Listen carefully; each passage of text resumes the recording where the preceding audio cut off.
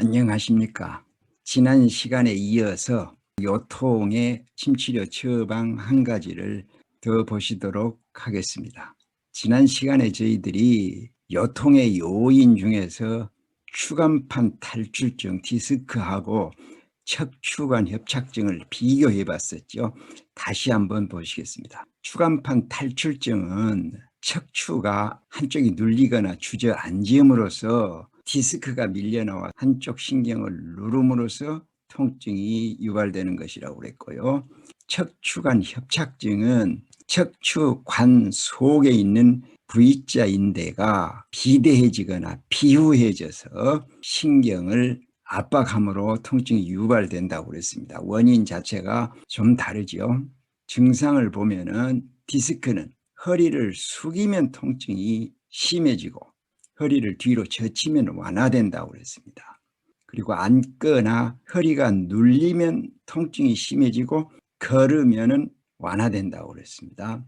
그와 반대로 척추관 협착증은 주저앉으면 통증이 완화되는데 허리를 숙이는 자세하고 같기 때문에 그렇습니다. 걸으면은 통증이 점점 심해지고 또 서 있는 시간이 짧아지는 것이 척추관 협착증 증세입니다. 그리고 통증 부위를 보면은 디스크는 주로 척추 한마디에서 통증이 나타나고 한쪽 다리에 통증이 있거나 저린데 비해서 척추관 협착증은 척추 여러 마디에서 나타나기 때문에 한쪽이나 양쪽 다리에 통증을 느끼는 것이 척추관 협착증입니다.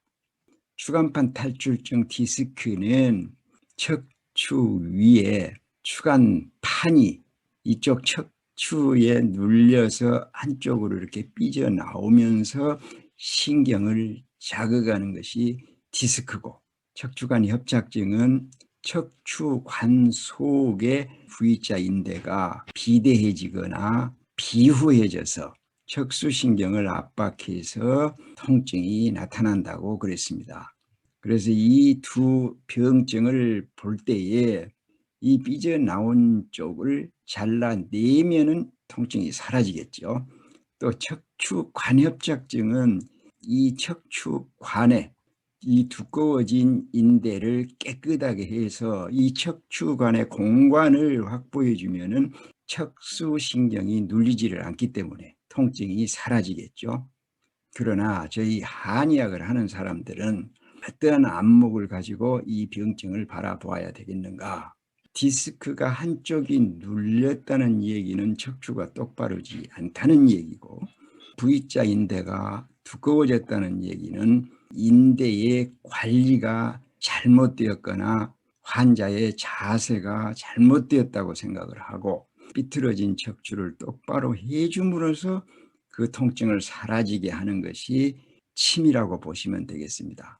그렇다면은 이 척추가 삐뚤어지지 않고 똑바로 되게 해주는 것은 무엇이고, 또 인대가 비대해지거나 비우해지지 않게 해주는 것은 무엇인가를 생각해 보면은 답이 나옵니다.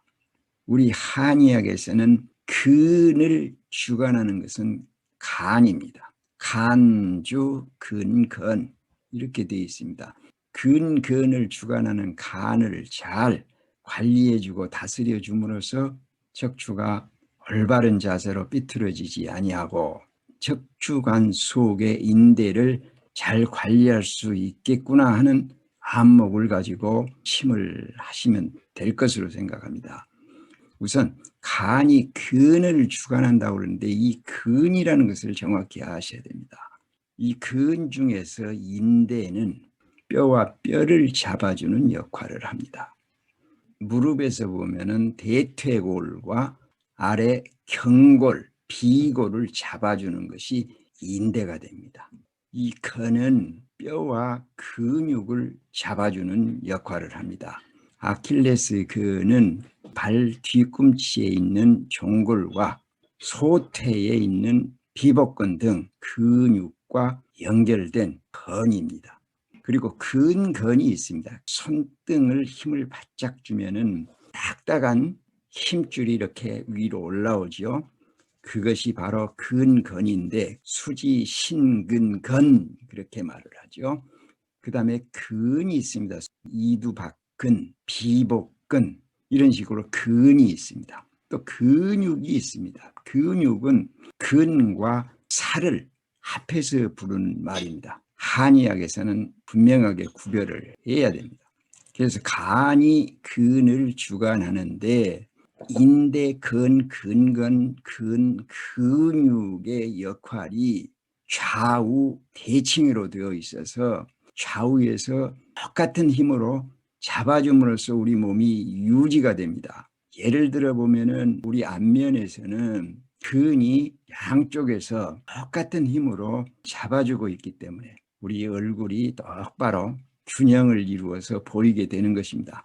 그런데 안면의 한쪽 근이 힘을 잃어버리면은 잡아주지를 못하고 끌려가 버리는 것입니다. 그러니까 입이 돌아간 병증은 끌어당긴 쪽이 정상인 쪽이고 끌려가 버린 쪽이 비정상인 근이라고 보시면 됩니다. 대부분의 요통들은 우리의 자세가 한쪽으로 기울여져 가지고 생긴 병증이 대부분입니다. 그래서 침을 할 때에 양쪽에서 잡아주고 있는 근의 힘을 균형 있게 해주는 침을 해주면은 양쪽에서 근이 척추를 똑바로 잡아주기 때문에 척추가 똑바로 되면서 통증이 사라지는 그러한 원리로 보시면 되겠습니다. 요섬 척추통은 허리가 삐끗한 것, 척추가 아픈 것을 말합니다. 심리학이 59쪽에 처방이 나와 있는데요. 인중, 승장, 후계, 심맥, 행간, 상한치, 태백사 이렇게 나와 있습니다. 그리고 다리 뒤쪽, 방광경 쪽으로 통증이 있을 때는 환도, 위중, 속골, 경골, 걸륜 등을 추가해 줄 수도 있습니다. 혈자리 하나하나 보도록 하겠습니다. 인중 승장입니다. 인중은 동맥의 혈이고 승장은 인맥의 마지막 혈입니다. 허리가 굽혀서 펴지를 못한 사람은 인중에 침을 놓고 허리를 숙이지를 못하는 사람은 승장에 침을 해라 이렇게 되어 있습니다. 어쨌거나 척추는 우리 몸을 지탱하는 기둥이라고 봐야 되는데 그 척추가 삐뚤어지거나 굽어지면은 통증이 나타날 수밖에 없는데 그때 인중, 승장 두 혈에 침을 하시면 됩니다. 후계입니다. 후계는 동맥의 통혈이지요. 동맥 전체를 다스리는 소장경에 있는 목혈입니다. 목혈은 간, 목에서 근을 주관한다고 그랬죠. 양경맥에서는 근육 관련은 목혈을 많이 쓴다고 그랬습니다.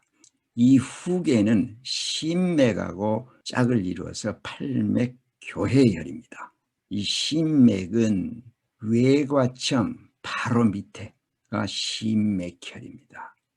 팔맥교회혈의 후계 심맥이 짝을 이루어서 뒷목이라든가 어깨, 등, 소장, 방광을 치료하는 데 쓰이는 교회혈입니다. 행간 상한치는 행간에서 한치 위에 있는 혈입니다. 이 태백사는 비경의 토혈인데요. 족태음 비경은 토경맥이면서 그 중에서도 또 토혈이니까 토의 토입니다. 그래서 비경이 습을 주관하기 때문에 습과 관련된 병증에 태백이 좋습니다. 이 태백사는 양쪽 태백사를 놓고 계속 염전을 해서 자극을 해주면은 좀 아프기는 하지만 요통에 아주 좋습니다. 그 다음에 추가해 줄 수 있는 혈들인데요. 특히 다리 뒤쪽 통증이 있을 때는 환도가 좋습니다. 환도는 세치로 깊이 넣어주는 것도 괜찮습니다. 위중은 방광 1선과 2선이 모아지는 혈입니다. 뒤쪽으로 오는 병증에는 위중으로 풀어라 그런 말이 있죠. 위중도 무릎 중심을 향해서 2치 정도로 깊이 넣어주면 좋습니다. 그런데 이 위중을 자침할 때는 자주 이 신경을 자극하기 때문에 발가락 끝까지 찌릿하고 전기칠 때가 있습니다. 그래서 위중을 놓을 때는 미리 혹시 짜릿할 수도 있습니다. 놀라지 마십시오 하고 침을 하는 게 좋습니다. 엉덩이 쪽에서 내려온 좌골신경과 경골신경, 비골신경이 지나간다고 그랬죠. 그래서 신경을 스치면은 그러한 침감이 나타납니다. 다음에 속골, 경골입니다. 이 속골은 가능한 수치로 깊이 용천을 지나서 태충까지 놓는 게 효과가 좋다고 그랬습니다. 다음에 골륜 치료입니다. 골륜 치료. 이 골륜은 외과천과 아킬레스건 사이에 있고 이 반대편 안쪽에는 족소음 신경의 원혈인 태계혈까지도 영향을 미치는 혈자리입니다. 그리고 방광경에 화혈이기 때문에 요통이나 등 뒤쪽으로 오는 통증들에는 골륜이 아주 좋습니다. 골륜을 놓으실 때는 치료를 함께 놔주면은 도마 효과도 나고 좋다고 그랬죠. 이 골륜도 태계 쪽까지 깊이 놓다 보면은 전기 치는 것 같은 짜릿한 침감이 오는 것은 비골신경이나 또 저쪽에 경골신경을 자극하기 때문에 그러한 침감이 나타나는 것이니까요. 크게 문제될 것은 없습니다. 오히려 평형침 같은 데서는 그렇게 신경을 자극하는 침을 놓고 있으니까요. 이렇게 해서 요섬, 척추통, 일반 요통에도 자주 쓰이는 처방 하나를 더 보셨습니다. 수고하셨습니다. 또 뵙겠습니다. 평안하십시오.